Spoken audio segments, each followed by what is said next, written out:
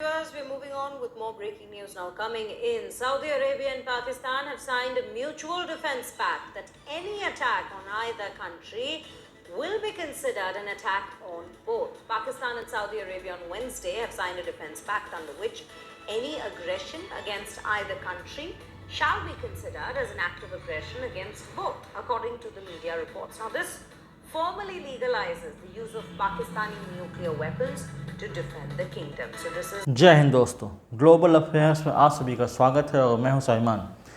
ये जो छोटी सी वीडियो क्लिप आपने देखी ये इंडिकेट करता है कि कैसे पाकिस्तान चाहता है एक एक्सेप्टेंस अरब रीजन में उसके लिए, जहां पर उसे एक ऐसा साथी मिले जो उसे कुशन प्रोवाइड करे, एक सपोर्ट प्रोवाइड करे अगेंस्ट एक्सटर्नल एग्रेशन।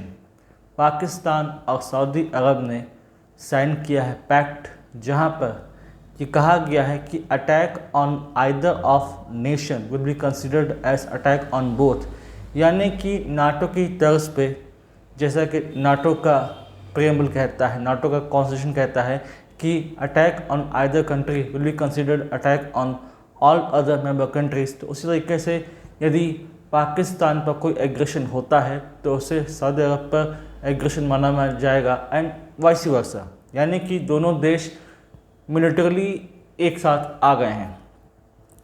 क्या इसकी ज़रूरत थी और किसे इसकी ज़रूरत ज़्यादा थी, सऊदी अरब को या फिर पाकिस्तान को? देखा जाए तो दोनों को।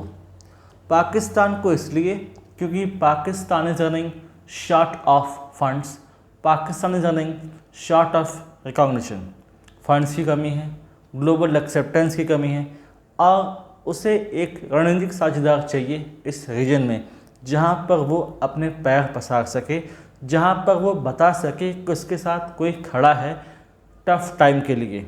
और यहाँ पर बहुत पॉसिबल है कि अब पाकिस्तानी आर्मी का इस्तेमाल करेगा सऊदी अरबिया, खासकर हुथी रेबल्स के अगेंस्ट, खासकर ईरान के अगेंस्ट, और जो भी सऊदी के दुश्मन होंगे जिनके अगेंस्ट वो इस्तेमाल करना चाहता है। वैसे जब कतर पर हमला हुआ इज़राइल का, उसके बाद से सुगबुगाहट लगने लगी थी कि शायद कुछ ऐसा प्लानिंग चल रही है, कुछ ऐसी योजना बन रही है जहां पर एक इस्लामिक नाटो का कॉन्सेप्ट है उससे कॉन्सेप्चुलाइज किया जा रहा है, उसे मूर्त रूप दिया जा रहा है। और ये सामने आया सऊदी पाकिस्तान के एग्रीमेंट के सामने। और यहाँ पर पता चलता है कि कैसे एक प्रोडक्ट शील्ड बनाने की कोशिश की जा रही है। जहाँ तक सऊदी अरब की बात है तो ये किंगडम ऑयल रिच है, इसके पास फंड्स की कमी नहीं है। हालांकि इसकी आर्मी इतनी स्ट्रांग नहीं है, इतनी पावरफुल नहीं है कि वो बढ़ते एग्रेशन या किसी इंटरनल रिवॉल्ट को इफ़ेक्टिवली कर्व कर सके। पाकिस्तान की बात करें तो पाकिस्तान के पास न्यूक्लियर पावर है और एक अच्छे खासा फोर्सेस हैं, तो इसका इस्तेमाल करना चाहेगा सऊदी अरब। तो अपने मैन पावर को सप्लाई करके पाकिस्तान सऊदी अरब से कुछ फंड्स ले सकता है, अपने जो इकॉनमी है उसको करेक्ट कर सकता है, जो उसका डेफिसिट है उसको ठीक कर सकता है। लेकिन लॉन्ग टर्म में इसके बहुत सारे इम्प्लीकेशंस होंगे, इंडिया पर, गल्फ रीजन पर, पाकिस्तान पर एंड सो ऑन। दरअसल ये टूर सिर्फ सऊदी अरब का नहीं है। पीएम शहबाज शरीफ अपने so called field marshal Asim Munir के साथ निकले हैं 3 देशों की यात्रा पर, सऊदी अरब, यूके और यूएसए। और यहाँ पर कोशिश की जा रही है कि कैसे भी कैसे पाकिस्तान की बिगड़ती हालत को ठीक किया जा सके, जहाँ पर शुरुआत की उन्होंने सऊदी अरब से। एसेंशली यहाँ पर इकोनॉमी के सेक्टर में बात की गई होगी, जो कि मेन स्ट्रीम मीडिया से शायद दूर रखी गई ताकि ज़्यादा ये ओपन हो ना सके टॉक्स, इसलिए इसे मिलिट्री तक ही सीमित रखा गया। आगे जब ये यूके पहुँचेंगे, यूएसए पहुँचेंगे, तो हो सकता है मेजर अनाउंसमेंट हो जिसमें उम्मीद हो पीएम ऑफ पाकिस्तान को कि कुछ फंड्स अनाउंस कर दें डोनाल्ड ट्रंप पाकिस्तान के लिए, ताकि पाकिस्तान की बिगड़ती हालत को सुधारा जा सके। लेकिन क्या वाकई अगर कल को हम ऑपरेशन सिंदूर रिज्यूम करते हैं तब सऊदी की फोर्सेस एक्टिवेट हो जाएंगी और अगेंस्ट इंडिया कोई एक्शन ले सकेंगी, या कल को इज़राइल अटैक करता है सऊदी में हुथीस पर या दूसरे टेरर हाइडआउट्स पर, तो क्या वाकई पाक फोर्सेस एक्टिवेट हो जाएंगी और हमले कर सकेंगी? वैसे देखा जाए तो पाकिस्तान में एंटी सेमिटिज़म, एंटी इजरायली सेंटिमेंट्स बहुत ज़्यादा हैं, अपने पीक पर हैं, और इसका इस्तेमाल वो हमेशा से करते रहे हैं। तो हो सकता है कोशिश करें, लेकिन देखा जाए तो इज़राइल के सामने उतना मैच है नहीं, क्योंकि इज़राइल की फोर्सेस भले छोटी हो, इज़राइल कंपैरेटिवली एक छोटा देश हो, लेकिन टेक्निकल एडवांसमेंट, मिलिट्री सुपीरियरिटी में पाकिस्तान से वे अहेड है, कहीं आगे है। इसलिए ऐसा लगता नहीं कि ऐसा कोशिश भी करने पर पाकिस्तान को सफलता मिलेगी। रही बात सऊदी अरब की, तो सऊदी अरब के अगर पाकिस्तान के साथ संबंध है तो भारत के साथ भी हैं। भारत के प्रधानमंत्री को सऊदी अरब का हाईएस्ट सिविलियन ऑनर दिया जा चुका है और अच्छा खासा मैन पावर इंडिया का वहाँ का पर काम करता है, वहाँ से अच्छा खासा रेमिटेंस इंडिया आता है। तो इकोनॉमिकली वहाँ पर इंडियन मैन पावर का बहुत बड़ा रोल है, वहाँ की इकोनॉमी में बहुत बड़ा कंट्रीब्यूशन है। इस वक्त हम सऊदी से उतना ऑयल इंपोर्ट नहीं कर रहे हैं जितना हम रशिया से कर रहे हैं। तो हो सकता है एक इंडिकेशन हो इंडिया को कि आप अपना ऑयल मार्केट डाइवर्सिफाई करो, आप सऊदी को भी इसमें इंक्लूड करो और सऊदी ऑयल दोबारा खरीदना शुरू करो। लेकिन ये प्रेशर टैक्टिक्स उतनी इफेक्टिवली काम न करें। गवर्नमेंट ऑफ इंडिया का जवाब आया कि हमने इस एग्रीमेंट को पढ़ा, देखा, हम इसके इम्प्लीकेशन को स्टडी कर रहे हैं और हमें पता था कि ऐसा कोई डेवलपमेंट होने वाला है। यानी कि गवर्नमेंट ऑफ इंडिया को पहले से पता था कि ऐसा कुछ हो सकता है, ऐसा कोई नाटो लाइक स्ट्रक्चर बन सकता है which could be against India और इज़राइल। यानी कि यहाँ पर धीरे धीरे अब एक फ्रेजिलिटी की स्थिति आने वाली है।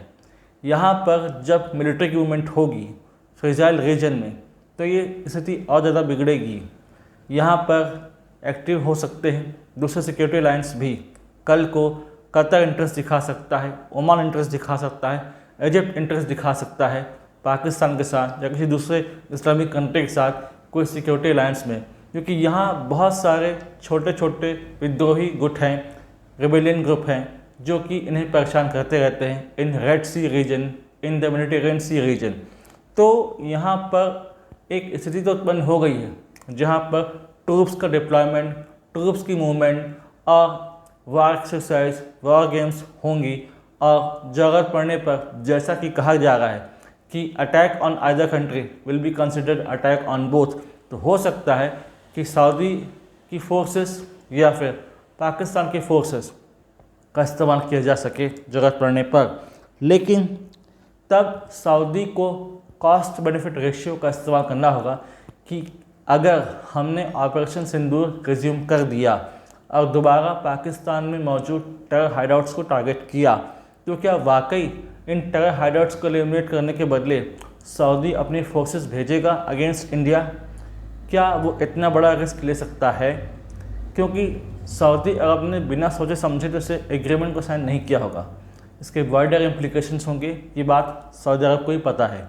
किस प्रकार से नुकसान हो सकता है, उसे एक बड़ा मार्केट का नुकसान हो सकता है, एक अच्छा खासा रणनीतिक साझेदार भारत बन सकता है, उसका नुकसान वो नहीं चाहेगा।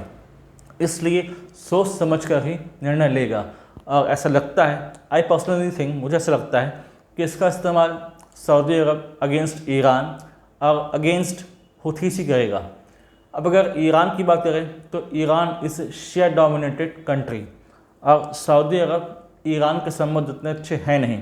तो कल को ईरान के अगेंस्ट यदि इसका इस्तेमाल होता है तो फिर देखने को होगा कि क्या पाकिस्तान अपनी फोर्सेस अलाउ करता है इनसाइड ईरान, क्योंकि Pakistan is Sunni country while again Iran is Shia dominated country और दोनों बॉर्डर शेयर करते हैं अच्छा खासा। और सऊदी अरब की बात करें, सऊदी अरब के संबंध अभी सुधर रहे हैं इजराइल के साथ। अब्राहम अकॉर्ड साइन किया गया था डोनाल्ड ट्रंप के पहले रजीम में, तब संबंध और ज़्यादा अच्छे हुए थे। और यहाँ से India middle east economic corridor भी गुजरता है, तो इसको भी मद्देनजर रखना होगा कि आईमैक का क्या होगा, आईएमएफ पर कोई बुरा प्रभाव तो नहीं पड़ेगा, कोई इल इम्पैक्ट तो नहीं पड़ेगा। तो देखते हैं आगे चलकर इसका क्या असर होता है इकॉनमी में, डिफेंस में, कंट्रीज़ के रिलेशंस में और ओवरऑल रीजन में। अगर इस संबंध में कुछ डेवलपमेंट होता है जो कि नेसेसरी है तो मैं आप लोगों के लिए एक सेपरेट वीडियो लेकर आऊँगा, ताकि आप लोग फर्दर एनलाइटन हो सकें और ज़्यादा आप लोग जागरूक हो सकें, एजुकेट हो सकें। Till then do like, share, subscribe the channel, widely spread this video for the knowledge of people. Thanks for watching. जय हिंद, जय भारत, जय भारती।